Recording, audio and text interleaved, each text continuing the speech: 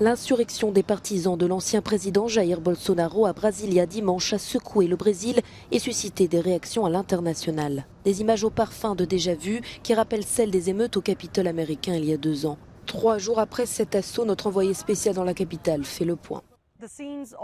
Les scènes de chaos qui se sont déroulées ici même, dans la capitale du Brésil, Brasilia, ont laissé place à une importante opération de nettoyage à l'intérieur de la Chambre du Congrès, que vous voyez derrière moi, mais aussi à l'intérieur du bâtiment de la Cour suprême et du palais présidentiel, ainsi que dans les rues tout autour d'ici.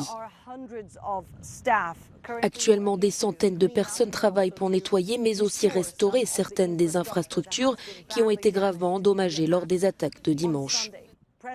Le président en exercice depuis le 1er janvier, Luiz Inácio Lula da Silva, est de retour à Brasilia, d'où il tente de faire passer le message que l'ordre est lentement mais sûrement rétabli dans le pays.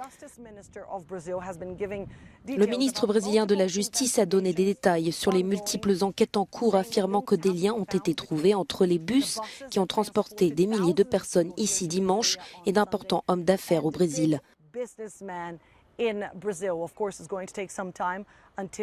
Bien sûr, il faudra un certain temps avant de connaître les personnes impliquées et responsables de ce qui vient de se passer ici, dans la capitale.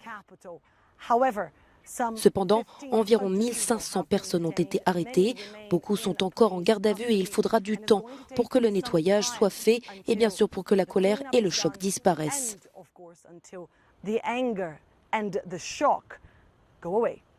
Annelise Borges in Brazil's capital, Brasilia, for Euronews.